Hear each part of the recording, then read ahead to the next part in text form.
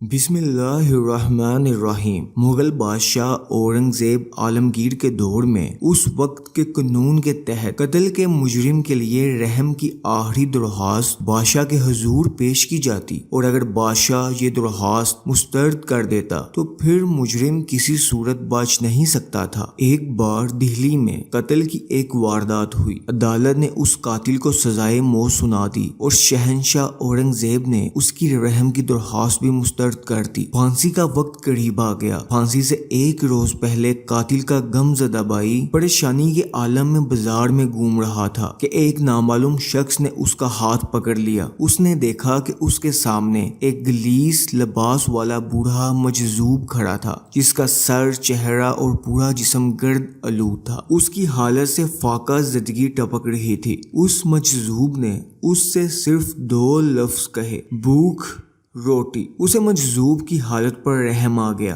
اور اس نے قریبی دکان سے اسے کھانا کھلایا۔ اس نے دیکھا کہ مجذوب وحشیوں کی طرح کھانا کھا رہا تھا۔ کھانے سے فارغ ہو کر مجذوب اس شخص سے مخاطب ہوا اور کہا: مانگ، کیا مانگتا ہے؟ غمزدہ شخص مسکرایا کہ جسے کھانے کو نہ جانے کب سے کچھ نہیں ملا وہ مجھے کیا دے گا؟ لیکن مجذوب نے دوبارہ حکم امیز انداز میں کہا: مانگ، کیا مانگتا ہے؟ اس پر وہ شخص بولا: کل صبح 10 بجے میرے بھائی کو پھانسی دی جا رہی ہے، اسے رکوا سکتے ہو؟ یہ سن کر مجذوب کی کیفیت ہی بدل گئی۔ خوف اس کے چہرے سے ٹپکنے لگا اور وہ موت موت، دیر ہو گئی کہ عجیب و غریب الفاظ کہتا ہوا ایک طرف کو بھاگ نکلا۔ اگلے روز وہ شخص اپنے بھائی سے آخری ملاقات کے لیے 8 بجے قید خانے کے باہر پہنچ گیا۔ اچانک اس نے دیکھا کہ بادشاہ اورنگزیب گھوڑے پر سوار قید خانے کی طرف آ رہا ہے۔ قید خانے کے عملے میں شہنشاہ کی اس غیر متوقع آمد پر کھلبلی مچ گئی۔ بادشاہ سیدھا اندر چلا گیا اور قید خانے کے داروغہ سے پھانسی پانے والے شخص کے کاغذات طلب کیے اور ان پر حکم لکھا: قاتل کو فوراً رہا کر دیا جائے۔ قید خانے کا داروغہ اس حکم نامے پر ششدرہ رہ گیا۔ بادشاہ نے پہلی مرتبہ اپنا سزائے موت کا فیصلہ منسوخ کیا تھا۔ بہرحال بادشاہ کے حکم کے تحت قاتل کو رہا کر دیا گیا اور وہ ہنسی خوشی اپنے بھائی کے ساتھ گھر چلا گیا۔ بادشاہ بھی واپس چلا گیا۔ پھانسی کا وقت 10 بجے مقرر کیا گیا تھا۔ متعلقہ افسر مجرم کو پھانسی لگانے قید خانے پہنچا تو قید خانے کے داروغہ نے اسے قاتل کی رہائی کے بارے میں سب کچھ بتا دیا۔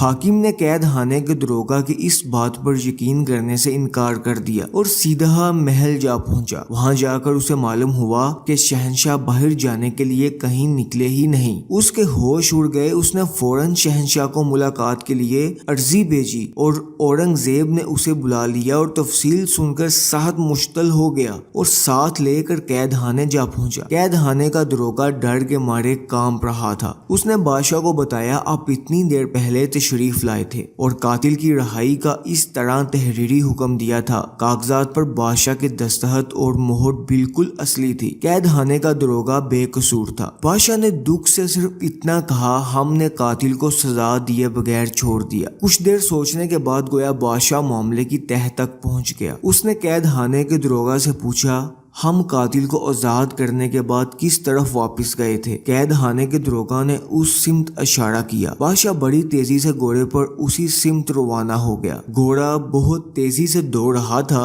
اب وہ شہر سے باہر ویرانے میں داخل ہو چکا تھا۔ کچھ آگے جا کر اس نے دیکھا کہ ایک مجذوب دوڑتا ہوا جا رہا ہے۔ وہ خوف زدہ ہے اور بار بار مڑ کر پیچھے دیکھ رہا ہے۔ بادشاہ کے گھوڑے نے اسے جلد ہی جا لیا۔ وہ سر جھکائے خاموش کھڑا تھا۔ اورنگزیب نے مجذوب سے پوچھا: نظام میں خلل ڈالنے کی سزا معلوم ہے؟ مجذوب نے جواب میں ایک لفظ کہا: موت۔ پھر ایسا کیوں کیا؟ بادشاہ نے پوچھا۔ وعدہ کر چکا تھا، مجذوب نے مختصر جواب دیا۔ اب اپنی گردن پیش کرو۔ بادشاہ نے حکم دیا۔ مجذوب نے گردن بڑھا دی۔ بادشاہ کی تلوار لہرائی اور مجذوب کا سر تن سے جدا ہو کر دور جا گرا۔ ناظرین گرامی، یہ تھی ایک وعدہ کی اہمیت، اور یہاں آج کل لوگ قسمیں وعدے کر کے بھول جاتے ہیں۔ اللہ ہمیں ہدایت دے۔ جزاک اللہ، اللہ نگہبان، اللہ حافظ۔ چینل کو لازمی سبسکرائب کر دیجیے گا۔ شکریہ۔